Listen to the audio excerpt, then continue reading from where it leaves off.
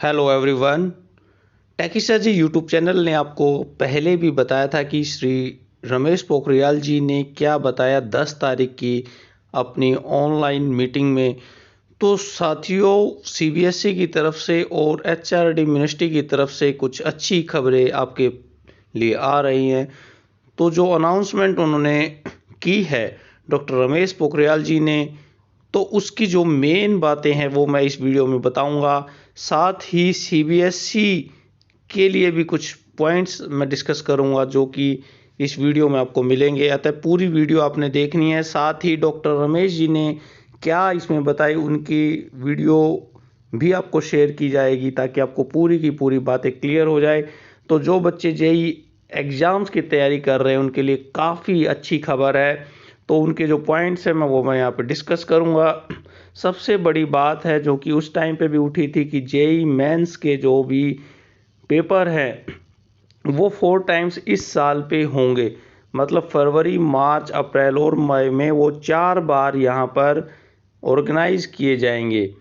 तो ये जो डेट्स हैं वो बिल्कुल क्लियर बता दी गई हैं, तो बच्चे जो तैयारी कर रहे हैं वो आसानी से देख सकते हैं। तो फर्स्ट जेई मेंस की जो एग्ज़ाम्स होंगे वो 23 से 26 फरवरी के बीच में किए जाएंगे।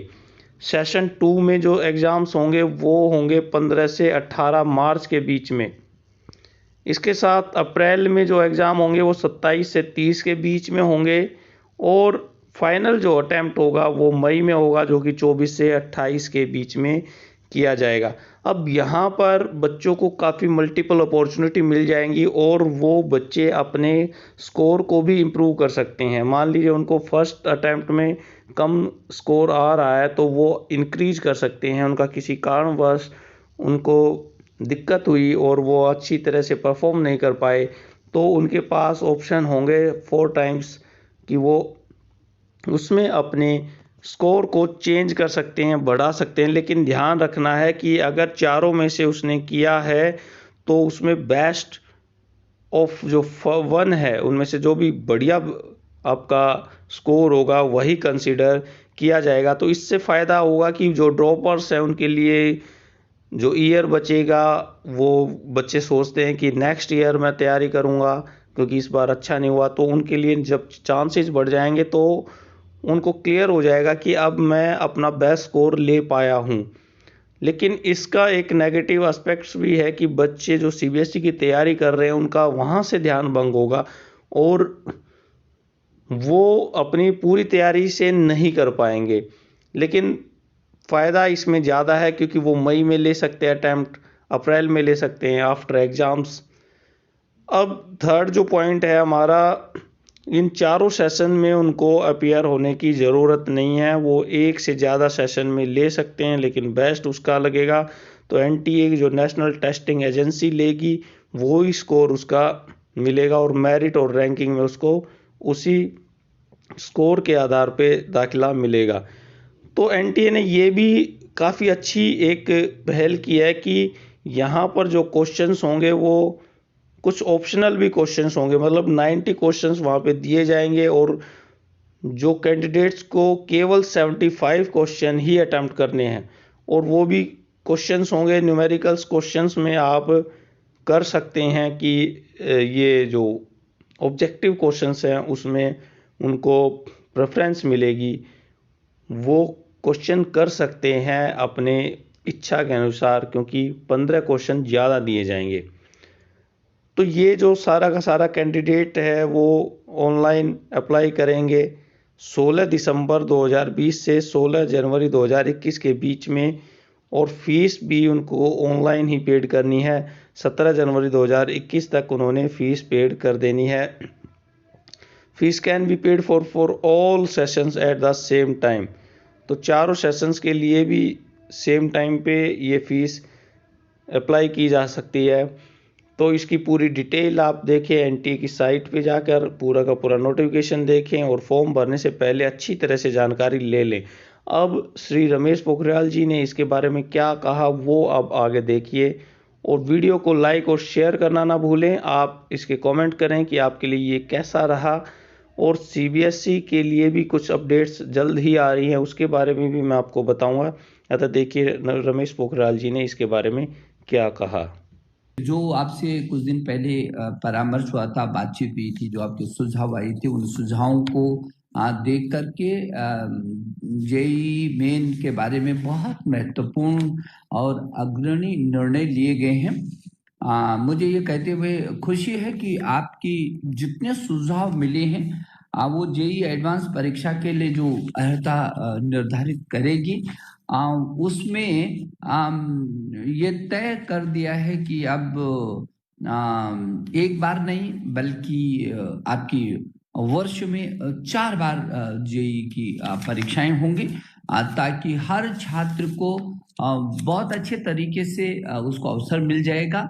और 4 सत्रों में जो कराई जाएंगी वो पहला फरवरी में होगा, दूसरा मार्च में होगा, तीसरा अप्रैल में होगा और चौथा मई में होगा।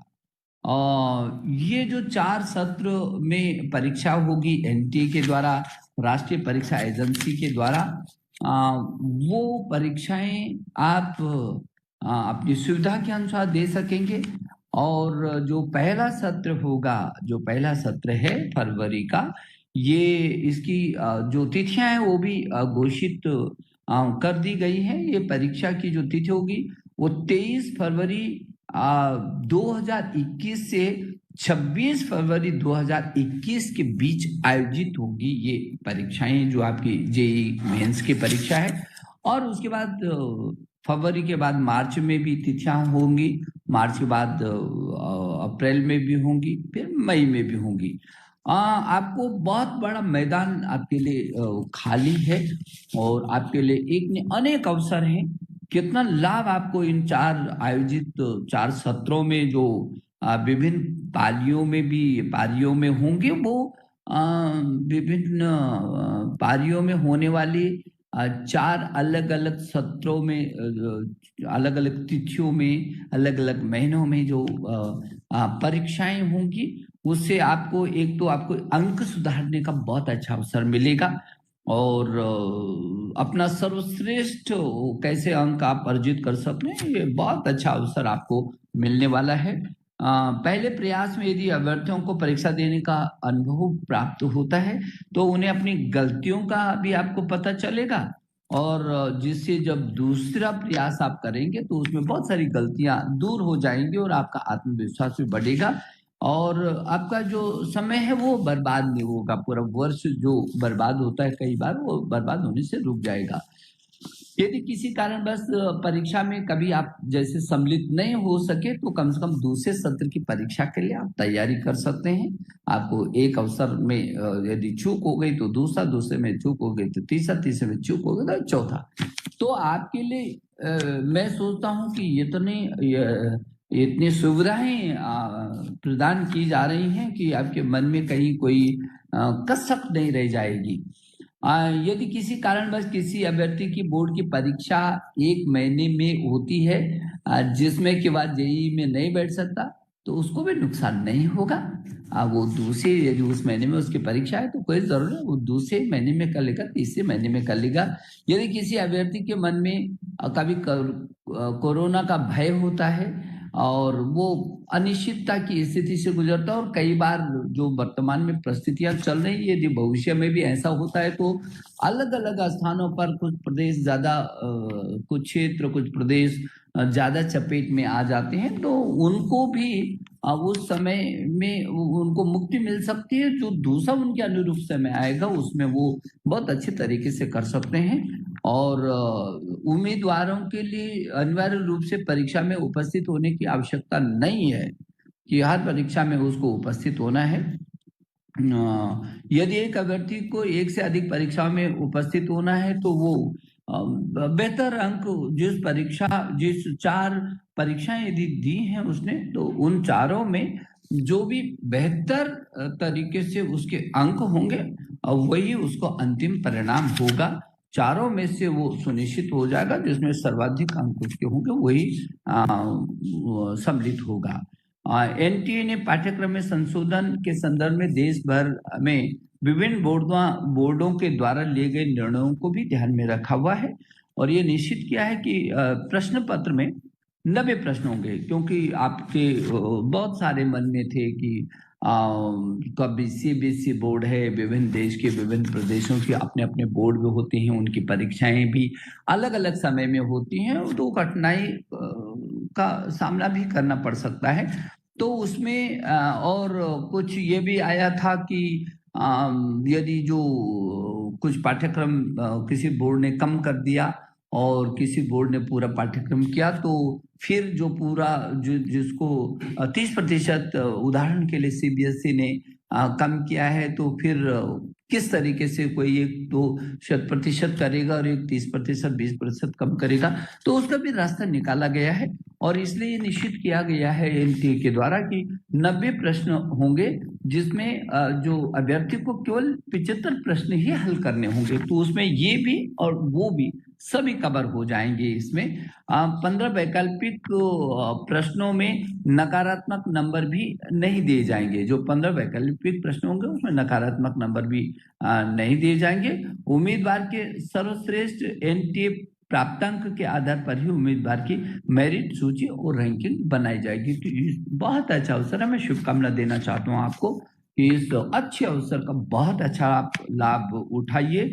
और आपको जैसे कि मालूम है कि हमारे देश के प्रधानमंत्री जी की बहुत इच्छा है कि जो दूरस्थ क्षेत्र के छात्र भी इंजीनियर बन सके और अपनी मातृभाषा में आने वाले छात्र भी इंजीनियर बन सके। तो अभी पहले चरण में पहला कदम सशक्त तरीके से उठाने की कोशिश की है एनटीए ने, और मुझे कहते हुए खुशी है और गर्व भी महसूस होता है कि पहली बार देश के अंदर जो जेई की जो मुख्य परीक्षा होगी वो पहली बार 13 भाषाओं में आयोजित हो रही है। वो अंग्रेजी में, असमिया में, बंगाली में, हिंदी में, गुजराती में, कन्नड़ में, मलयालम में, मराठी में, उड़िया में, पंजाबी में, तमिल में, तेलुगु में, उर्दू में, और ये जितनी ये भारतीय भाषाएं हैं, इन भारतीय भाषाओं में पहली बार ये जेई की परीक्षा होगी। तो मैं समझता हूं कि जो मेरे देश के प्रधानमंत्री श्री नरेंद्र मोदी जी का जो सपना है कि अंतिम छोर के छात्र भी इंजीनियर बन सके, वो उसमें भाषा के मुद्दे पर वो पीछे न रह जाए। यदि वो अपनी भाषा में जिस भाषा में वो पढ़ रहा है, यदि उस भाषा में वो श्रेष्ठ अंक प्राप्त कर सकता है, तो उसको पूरा मौका मिले। ये जो परीक्षा है, ये परीक्षा बहुत अच्छे तरीके से आप देंगे। आपको इसकी जितनी भी जानकारी है वो सारी जानकारी आपको प्राप्त हो सकेगी। और मुझे इस बात की भी खुशी है कि उत्तर प्रदेश जैसे राज्य ने पहली बार वो जेई की इस परीक्षा में सम्मिलित हो रहा है। उसके छात्रों को बहुत अच्छा ये अवसर है, वो अपनी इच्छा के अनुसार प्रवेश ले सकेंगे और इन सभी अभ्यर्थियों को इसकी सुविधा मिल सकेगी। मैं एक बार प्रिय छात्र छात्राओं, मेरी शुभकामना कि आपका मैंने देखा कि जब भी मैं आपसे सुझाव लेता हूं और चर्चा करता हूं तो आपके मन में बहुत सारे सकारात्मक सुझाव होते हैं, मुझे खुशी होती है। और इसलिए हम अध्यापक, अभिभावक को और आप छात्र छात्राएं, हम तो मेरा जो शिक्षा का मंत्रालय है, शिक्षा मंत्रालय का सारा तंत्र वो लगातार आप लोगों से परामर्श करता रहता है। और मैं भी स्वयं आपसे सीधे मिल करके, आपसे बातचीत करके, आपसे संवाद करके जो कुछ समस्याएं हैं और जिनका समाधान निकल सकता है, वो हम ताकत के साथ उसका समाधान निकालने की कोशिश भी करते हैं। और मुझे खुशी है कि ये विश्व की सबसे बड़ी परीक्षा होगी। ये जो परीक्षा जेई मेंस की परीक्षा होगी और जिस तरीके से ये आयोजित भविष्य में हो रही है, वो विश्व की सबसे बड़ी परीक्षा होगी। मैं एक बार शुभकामना देना चाहता हूँ अभिभावक गण को भी और अध्यापक गण को भी। प्रिय छात्र छात्राओं, आज इस सूचना से